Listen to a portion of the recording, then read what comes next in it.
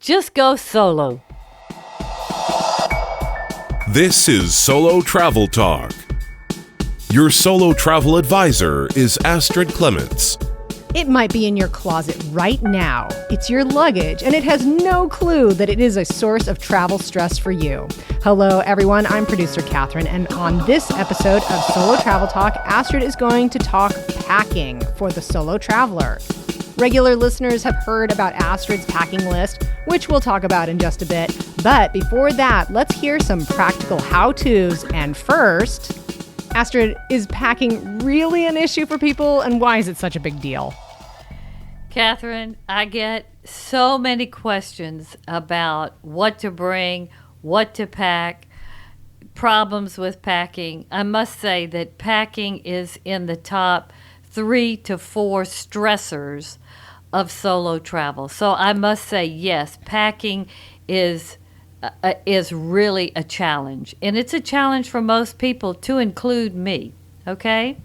I've thought about why packing is so stressful a lot, because even though I've traveled for over 35 years solo, I still have challenges.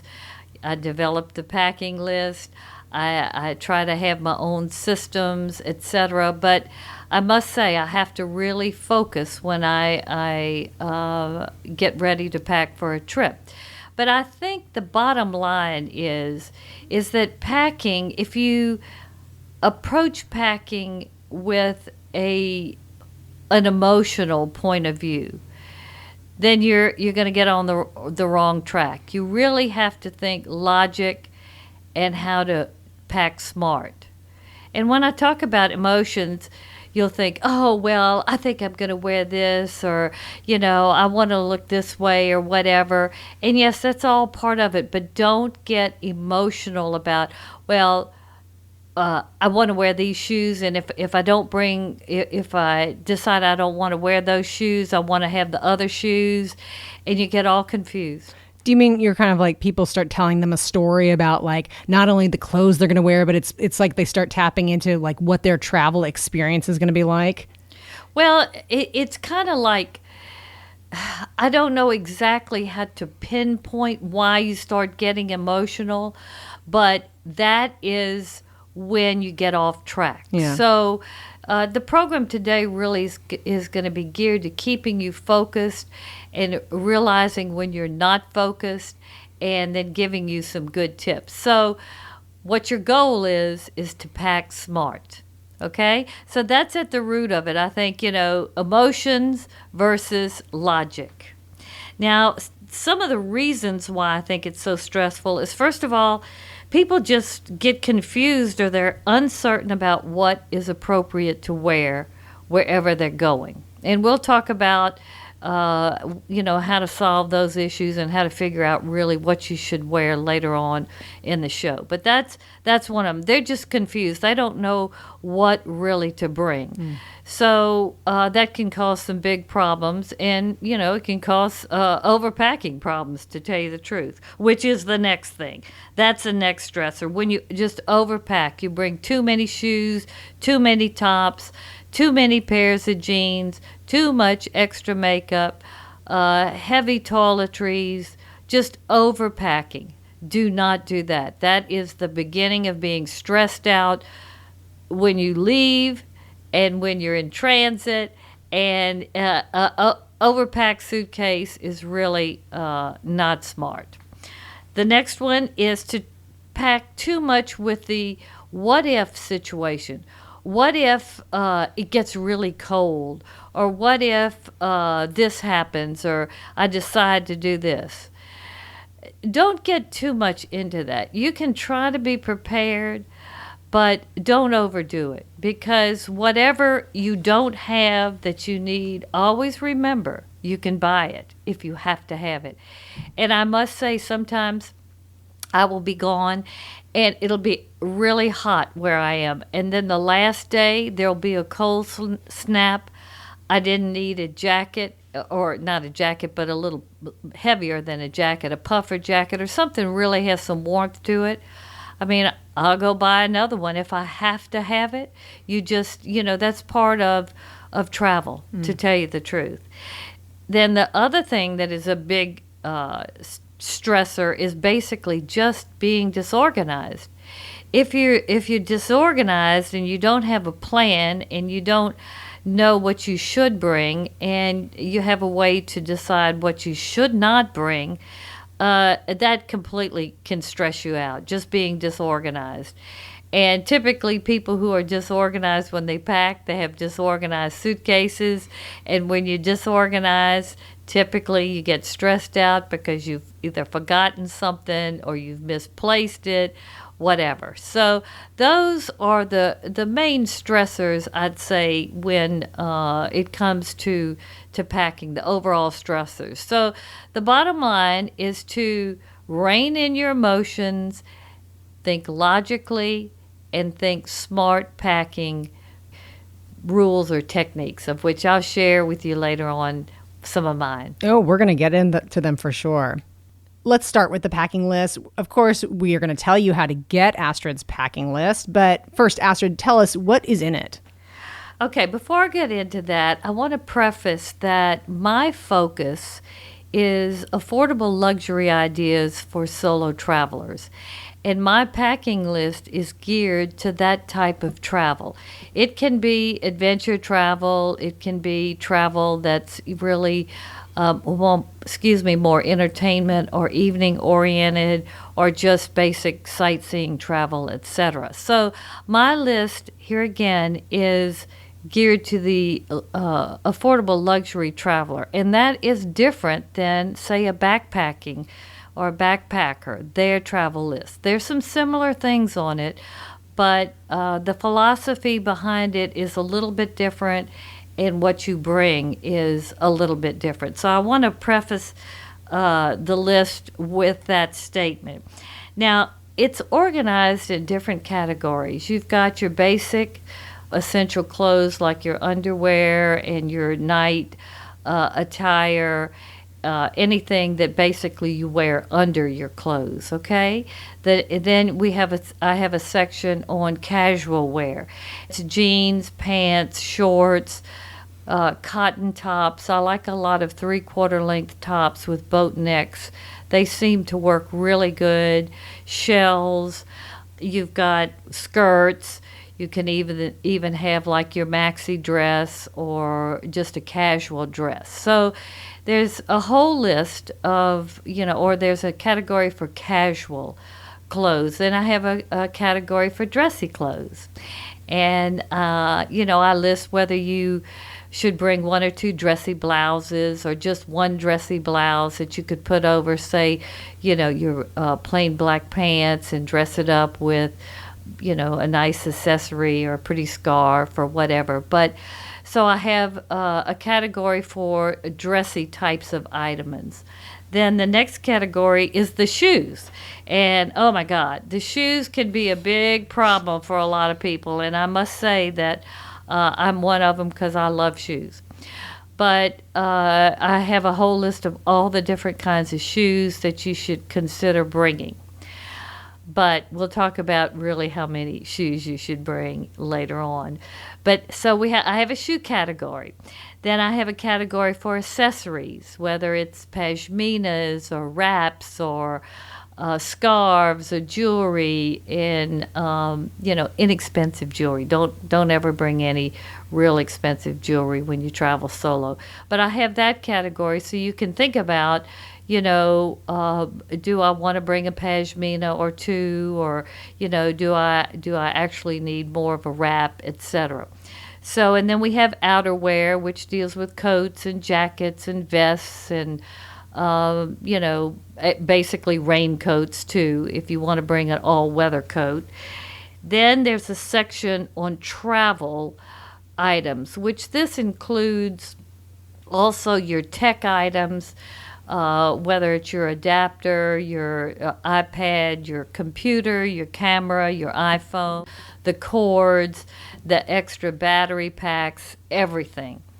And also in this section, you've got items like your passport, your visa, your credit cards, everything that you need to travel, and also in the tech area. So you can decide which ones you want to take, which ones are essential, and which ones maybe you don't want to take. Okay?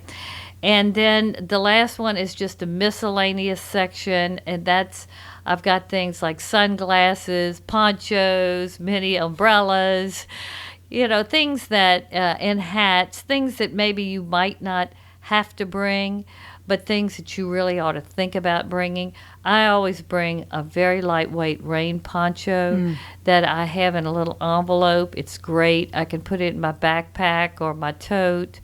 And, sometimes I'll even add the mini umbrella. It just depends on what the weather is that day, whether I take it or not. But I love that poncho because you can wear all kinds of heavy clothes under it and then just slip that lightweight poncho over you.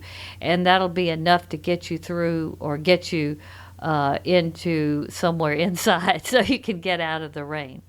And I know, Astrid, that you have a video about totes versus backpacks that is on your video series. And we'll go ahead and we'll put a little link into the show notes so people can watch that too to get you a little bit more in depth on those things. Oh, yeah. I love totes and backpacks.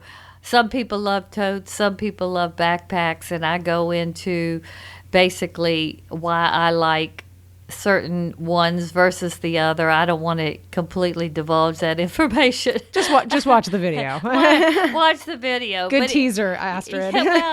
But it gives you a lot of different looks and a lot of different things to think about when you're considering buying a backpack or a tote, and what's a good one and what's not a good one. So that's the biggest value of, I think, the video. And then also going back to the rain gear, I'm so impressed with how the rain gear is getting more and more compact, where you can buy more and more items that look more and more stylish that fold up and can be these very small compact little zipper pouches, so you can discreetly carry with you all the time something to go with the rain. Absolutely. I remember I was in Los Angeles, California. One year I was visiting my son, who is an actor, and I didn't bring the poncho. And I thought, well, my God, it never rains in California. But being from Louisiana, you brought it on with you, I think. No, I didn't bring it because of California. So here it starts raining, and it wasn't too bad the first day, but after the first day, it continued to rain. So I just happened to go across the street in the drugstore, which he lived in Hollywood, and I'm telling you, they've got this fabulous drugstore. I think it's on Sunset and Vine that just has everything in it. Well, there was a little a Parker-like raincoat that was to the knee, very lightweight, black with small polka dots. Cute. Real cute. I think it was like $20 in the zip pouch. I bought it, and it took me through the rainy days in California. But, if you bring one of those, that's really smart, because like I said, you can put it in your tote, your backpack, and, it might not be raining when you leave in the morning, but it could rain, in the middle of the day, and you don't want to be caught without it. That's one of those things that is in the miscellaneous section that I think you ought to think about bringing, and you might not need it. So like I said, each section is broken down into specific items. The shoes are like boots, pumps, sandals, walking shoes or trainers, flats, and always flip-flops. I mean, I love shoes so much, and I have all kinds of different shoes.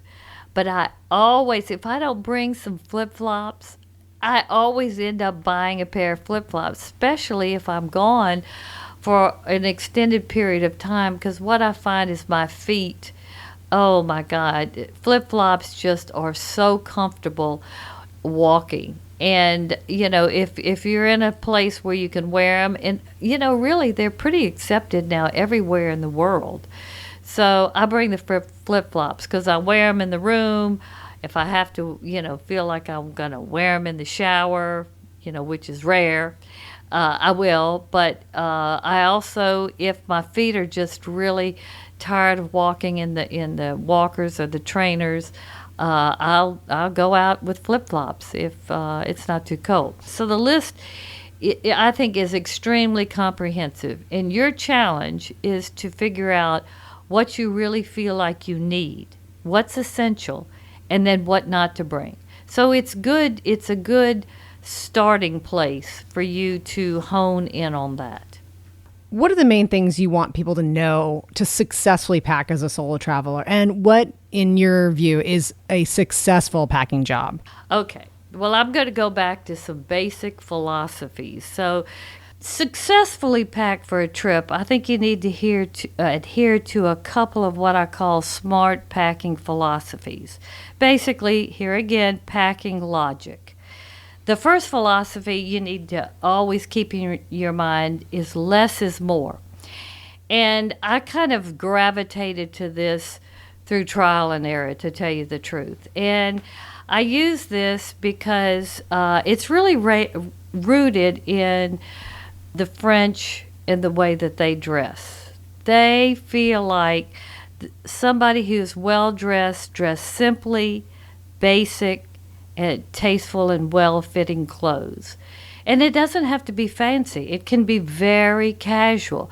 But your clothes need to be just basic, good clothes, not super expensive, and well-fitted, classic looking. So that I kind of think like that just in general when I get ready to pack. My tops are usually white, beige, and just simple. And if I want to put a little bit more pizzazz in what I'm wearing, I'll do it with accessories. Along those lines, when you're getting ready to pack, you need to decide your base color. Is your base color going to be black, navy, or brown?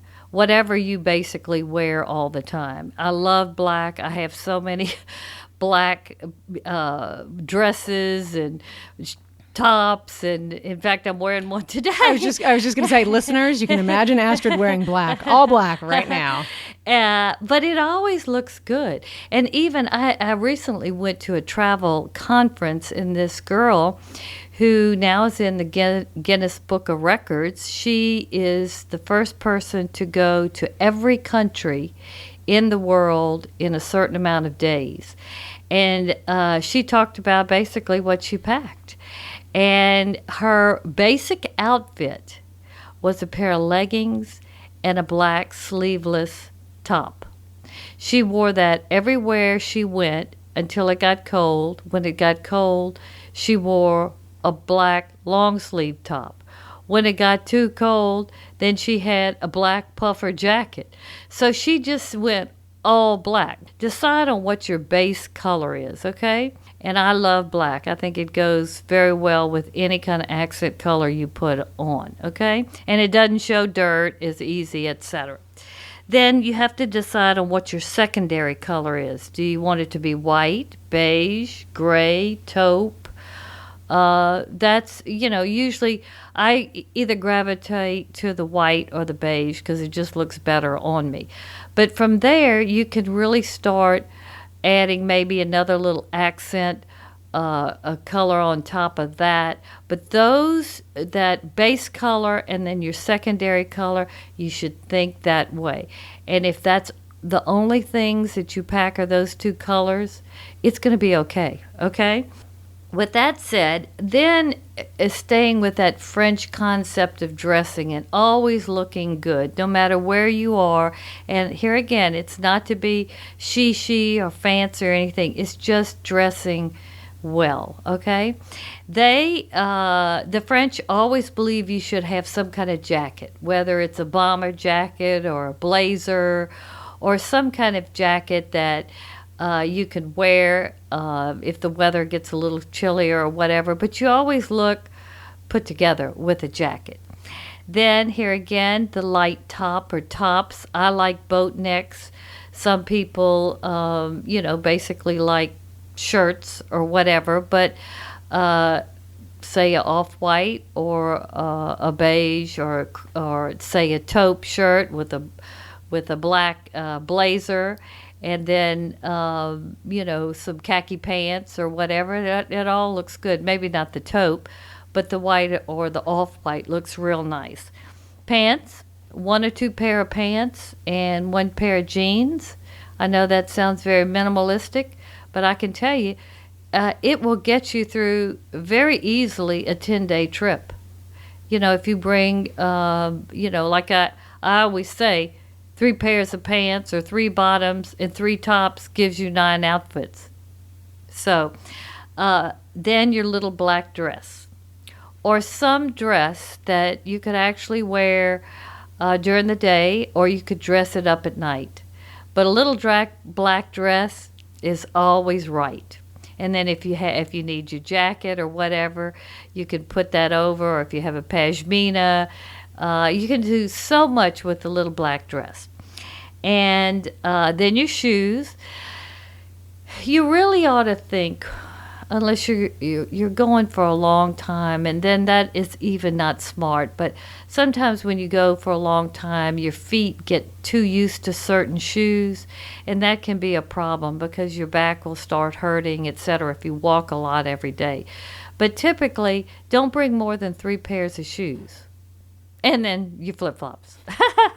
But flats, a pair of pumps, or some dressy shoes, could be wedges, and your walkers. And when I talk about walkers, I know people like all the fancy Nikes and everything, and that's all good, but I can tell you, it's better if you're a solo traveler if you stick to black walkers or a solid color. Even white is okay if they have a sleek cut and they just don't look real like they're super athletic shoes. Okay. Clunky and obvious. Yes, because you'll stick out like a tourist. And what you want to try to do as a solo traveler is to blend in. Or maybe if you don't totally blend into the culture, you're dressed nice enough that you don't look like you're, a target. And that's important. And then last, or next is accessories. Here again, I love accessories because I usually just bring black and white or black and cream, and then maybe 1 or 2 tops that have maybe a little color in them with white and black. But the accessories, that's what I decide. Oh, well, I want to wear this pashmina today, and I think it looks so nice, and I feel nice in it. So, 2 or 3 pashminas, that's great. And it'll change your look. That's what I'm saying. And then the tote, or you have to decide whether you want to bring a tote or a backpack. And I always suggest some kind of crossbody purse. And usually I try to bring a crossbody purse that's a little bit on the dressier side, because I'll use that at night, or I'll take the chain off. I have a couple with chains on it that I love, that I can wear chain during the day if I want to use it. But at night, if that's not quite the look that I want, I can take the chain off and it's a nice envelope purse or whatever. I have a question about shoes, to just go back a little bit. I've heard of people, and maybe at one time I made this same rookie mistake of getting shoes that I'm taking to travel and I haven't worn them really before I go on my trip. Do you have any thoughts about like breaking your shoes in? Because if you're doing so much walking when you're traveling, like a brand new pair of shoes can be a nightmare. Oh, tell me about it. That's one of my tips, is bring clothes that you're comfortable in, and basically that you've already worn. Don't go out and buy a whole lot of new clothes. Now, sometimes you can because you want to. That's part of how you want to experience the trip. But I can tell you with the shoes, that can be a killer. And once you get blisters or once your feet really start being a problem, that is a trip stressor. It really is. Then, you'll have to get Band-Aids, and they don't really feel right, and you'll go to your flip-flops. Yeah. But you'll have to, yeah. That's what will happen. But yes, you're absolutely right. And I like what you're saying too about the clothes that you're already wearing, because I think sometimes people too, and this maybe was tying into like the emotional or the fantasy element, is that they have this idea about like my exotic trip, and so they buy something, an article of clothing that they never would wear. But it's for the trip. You know what I mean? Do you know what I'm saying? Am I making sense here? Oh yeah, no, and that's all right. Every now and then, like say if you're going to go on a cruise, or there's, some special activities, and maybe you're meeting some people there. That's okay. But really, when you're traveling and solo travel, it's about what you're doing in the day. It's about the travel. It's not about what you're wearing. Really, what you're wearing needs to be smart in terms of it's appropriate for the culture, it's appropriate for the weather, and you're comfortable in it. So buying new clothes, a lot of times you don't really know if you're going to be comfortable in it. Yeah. And you might like it before you leave and think it looks great. And then when you get there, you don't quite look right because that's not what everybody else is wearing. And it was either too stylish or there's something that's kind of off kilter. So here again, I'm saying think basic, good dressing strategies. The classics, a classic look. Yeah, and then you can add from there. Yeah. You know what I'm saying? Oh, yeah. Add a skirt, maybe a maxi dress, a tunic. Yeah. Tunics are real nice now because you can kind of layer with them too. You can have your shell underneath, or even a lightweight turtleneck and put the tunic over it. And I like tunics a lot. So then the next smart packing philosophy is just kiss. Keep it simple, stupid. And I mean, you got to tell yourself that over and over. Less is more, and keep it simple. Because people here again worry too much about what they should wear or what they bring. Don't worry about it. It is about the travel. It is about the trip. It's about what you're going to be doing. And you're not going to really be thinking about, oh, well, I want to look this way or that way that much. Okay, some people are more style conscious, but I can tell you, the more that I have traveled through the years, even the most well-traveled people who can dress wherever they want to. I mean, money really, it doesn't matter.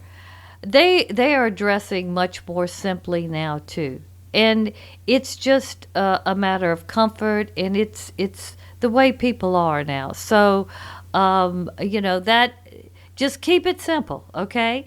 Also, with that thought is here again. You want to look appropriate for the culture that you're in. That's very, very important. When you go to Western Europe and obviously the United States, Australia, you can get away with things that are basically more trendy, more skimpy. The colors are louder. You can get away with that. I still don't think it's smart to do it, but you can get away with it. If you go to other cultures, say in the Middle East or the Near East, they're a little bit more trendy, maybe in the bigger cities, but still, as a solo traveler, you need to tone it down. That's what I'm saying. And also, of course, you need to be prepared for the weather, because some climates are very humid and very hot. And you think a 3/4 length shirt will be okay, or even a sleeveless shirt.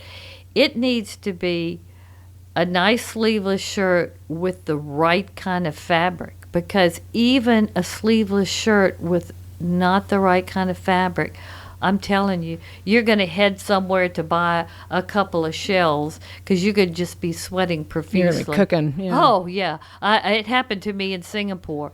And the second day I went to the concierge, I said, look, I don't want to spend a lot of money. Where is one of the real big markets where you can buy some good, very lightweight cotton shirts so I can be cool?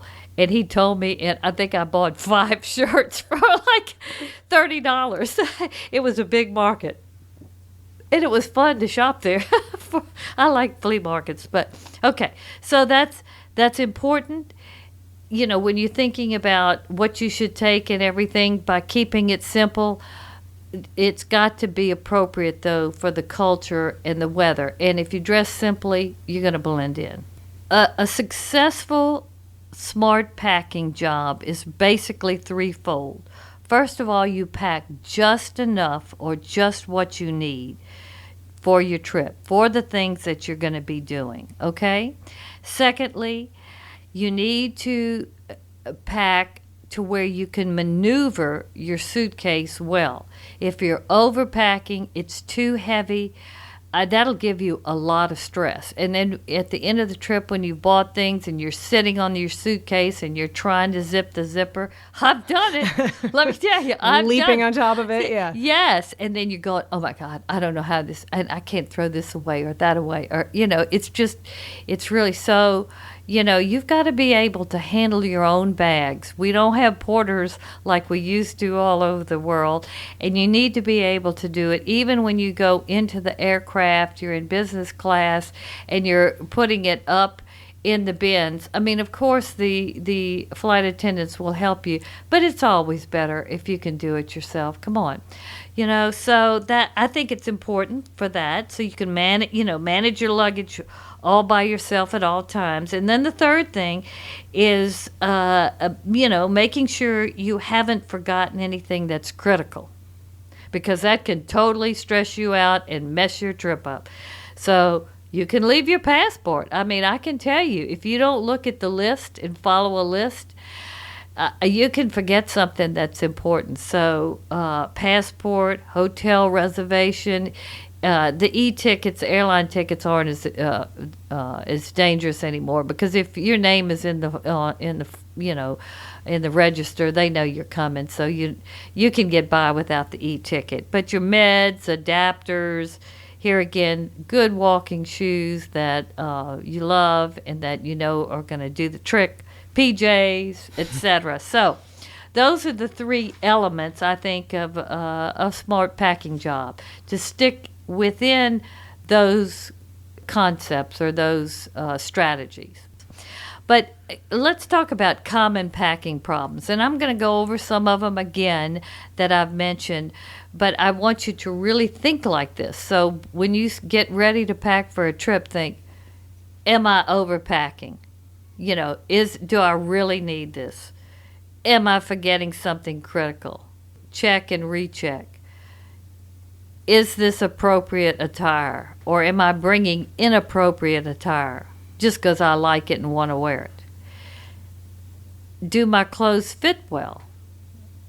Are the shoes good? Ill-fitting clothes are also a real stressor and a downer, okay? Heavy clothes. Think about the weight of the clothes, because if you have heavy fabrics, your suitcase is going to end up so heavy. And there are a lot of great new fabrics now that are lightweight, and they can give you warmth, especially with your layering. So think lightweight fabrics, lightweight shoes. Even your trainers and your boots can be lighter than other types. So think lightweight, don't bring heavy clothes. Clothes that that don't wrinkle easy. Oh, wrinkle-free fabrics, a must. Because you don't have to worry about ironing something when, in the morning, or sending something to the cleaners, etc.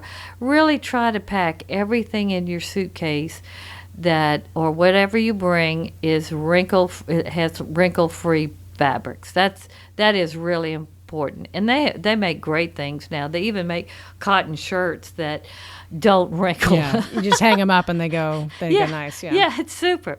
Okay, bad luggage. Luggage that's too big, too heavy, luggage that do not have the spinner wheels. The spinner wheels, I think, are one of the greatest inventions.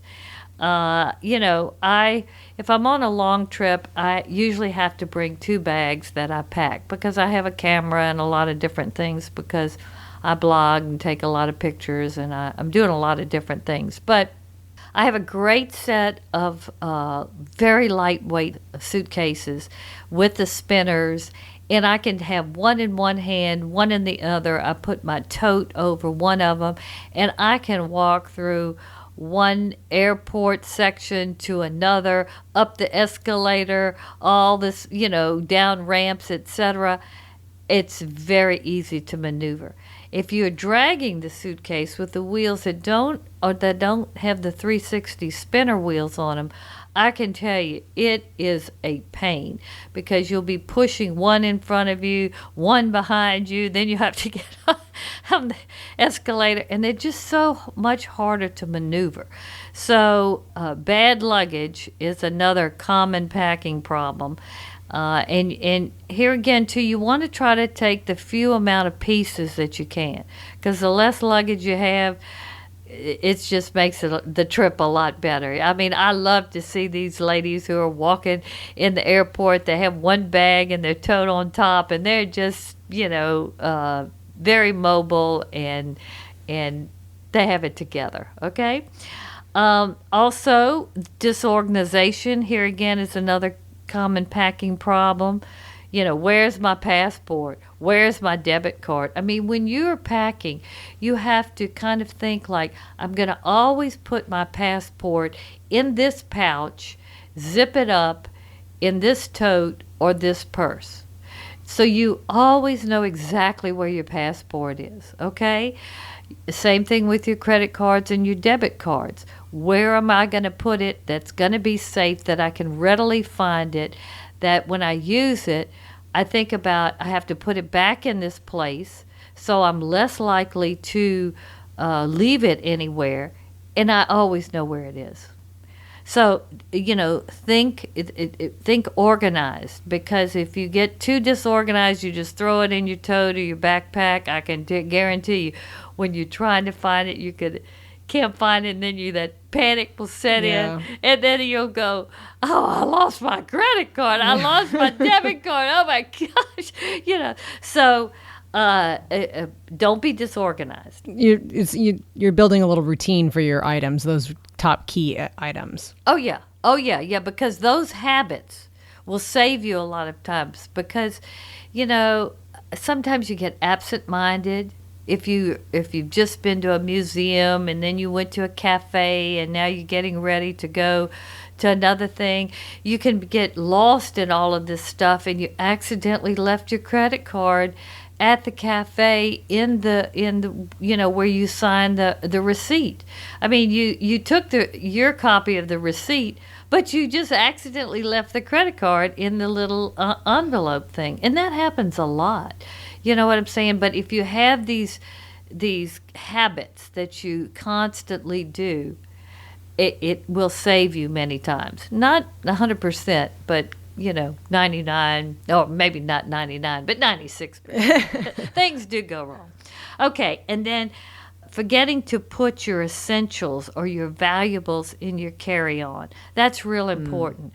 Don't put your tech stuff in your suitcase to be checked in and put in the cargo hold. Unfortunately, I've had an iPad stolen. I mean, it happens. So your Kindle, your iPad, if you're bringing any tech gear, even your camera. That's why sometimes I have to bring a small suitcase that's a carry-on when I'm bringing my big camera, because it can happen, especially if you're traveling internationally in different parts of the world. They don't have the same kind of security or the systems with the people that fool with your baggage. So that's a tip. And then also, your luggage might not make it with you. And then if you say have some meds that you take every night, or something that you really need to use that night, and it's in your suitcase, well, you didn't put it in your carry-on. So I always say, put your things that you can't lose, you don't want to lose, in your carry-on or your tote, and don't pack those. So, how do solo travelers bounce back from something packing related gone wrong? Number one, if you're overweight, say in the middle of your trip, you've made 2 stops, or you've overpacked, go to the concierge and send some stuff home. Don't be miserable. Don't, keep it keeps, just cramming that suitcase full. So send things home. Secondly, if you don't have what you need, you can always buy it. Don't worry about that. I've forgotten hair dryers before. I have an adapter, or I have a couple of hair dryers now that, will go either in the Far East or in Europe. And if I forget them and there's not one in the hotel and I need one because I have long hair, I will go to the drugstore and buy another hair dryer. I know that sounds ridiculous, but they're cheap. So you can pretty much get anything that's affordable that, that you need, okay? Then, if you lose something that's essential, you got to prepare for that.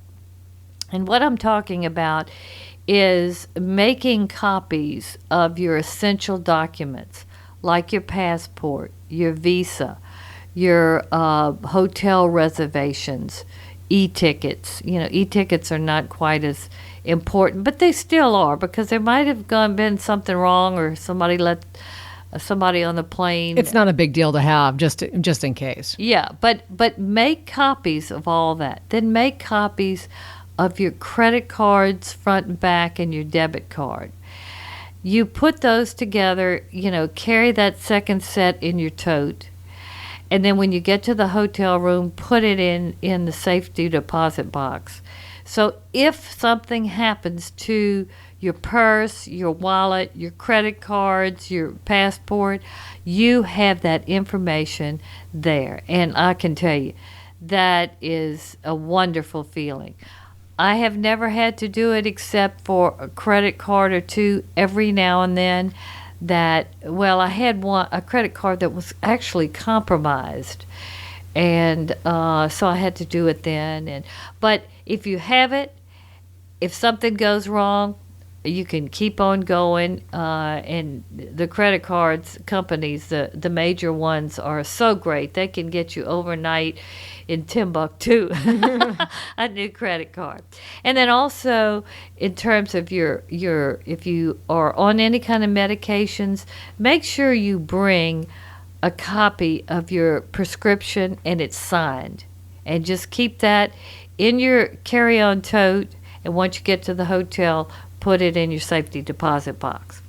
So I will basically just end this show with saying, based on a song that I used to love so much, I think it was popular about 20 years ago, don't worry, be happy.